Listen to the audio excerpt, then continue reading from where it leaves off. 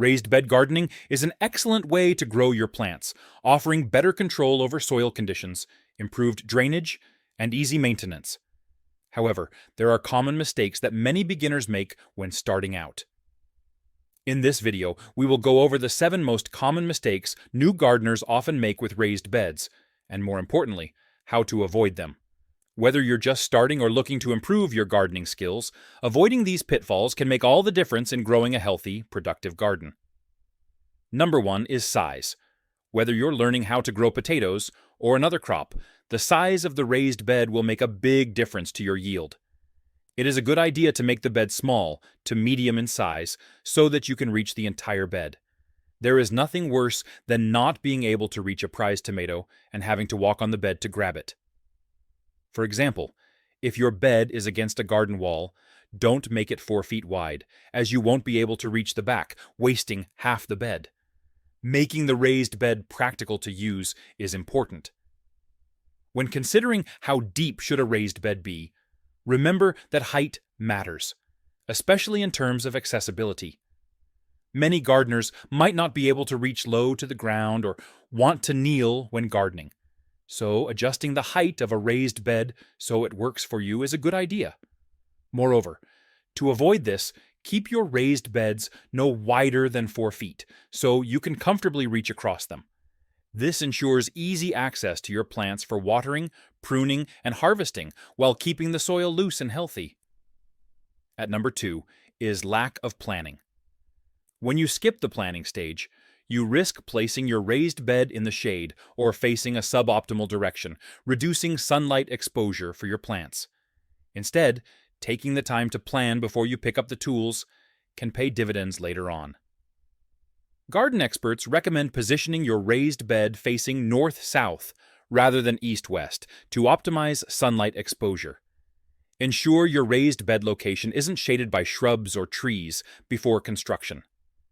At this stage, it is a good idea to ask, what can you grow in raised garden beds? Think carefully about what you want to grow and how this might impact the size and depth of the bed.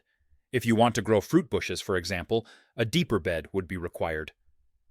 Next is the common mistake of choosing the wrong location for their bed. This one seems simple, but many gardeners make this mistake. Garden beds should be positioned in the most suitable spot in the yard. If you've put your raised bed under a tree in full shade, then your plants aren't going to grow very well. All flowers, fruits, and vegetables need the sun to thrive, so always choose a sheltered position in full sun or part shade for your raised garden beds. And, importantly, think about irrigation and watering duties, which will be crucial in the summer. Position the beds in a place that is accessible for your irrigation system or garden hose. Alternatively, purchase a hose extender for water beds that are far from the faucet. Number 4 is space between garden beds. It may be tempting to have your garden beds close to each other, but this can make gardening more difficult. As a general rule, leave enough room to move a wheelbarrow in so that you can move compost and mulch. A lack of space between beds makes it harder to access your plants for watering, weeding, and harvesting. You may also struggle to move gardening tools, making routine tasks more difficult than they need to be. To avoid this, ensure at least 2 to 3 feet of space between your garden beds. This will allow easy movement and access to your plants, making your gardening experience much more efficient and enjoyable. Next is avoid weed killer. While it may be tempting to use weed killer or pesticides on or near your raised bed, experts warn that these chemicals can harm your soil for years. Instead, she suggests taking an organic approach to gardening.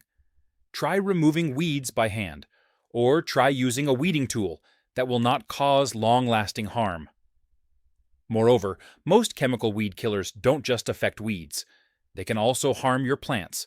Even if applied near the raised beds, wind or water runoff can carry the chemicals into the soil, damaging your crops and reducing overall garden health.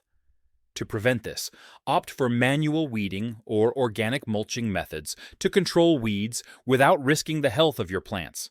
This not only protects your garden, but also promotes a safer, more eco-friendly approach to gardening.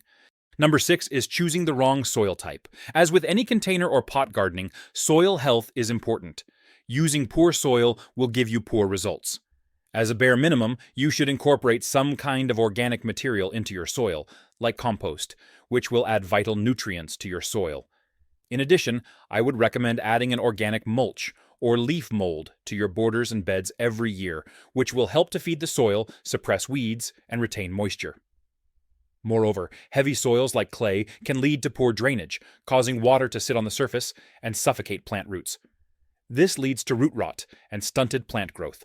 To avoid this, always choose a high-quality soil mix specifically designed for raised beds. These soils are lighter, well-draining, and often enriched with organic matter to promote healthy plant growth. Last is not picking material carefully.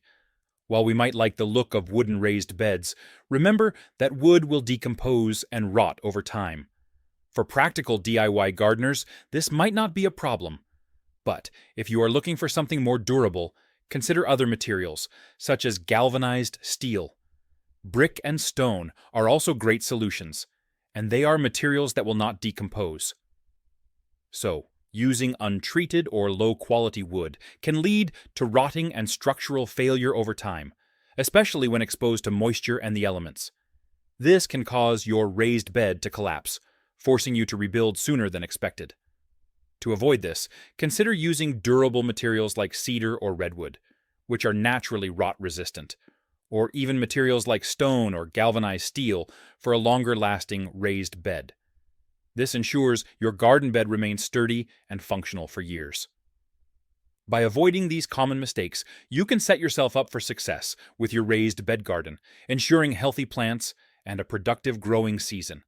From selecting the right soil to choosing durable materials, every decision plays a role in creating a long-lasting, flourishing garden. We hope this video has helped you better understand the key factors to avoid when starting your raised bed garden. If you found this information helpful, make sure to subscribe to our channel for more gardening tips. Don't forget to like this video, share it with fellow gardeners, and subscribe for more insights on creating your best garden. We'll see you in the next video.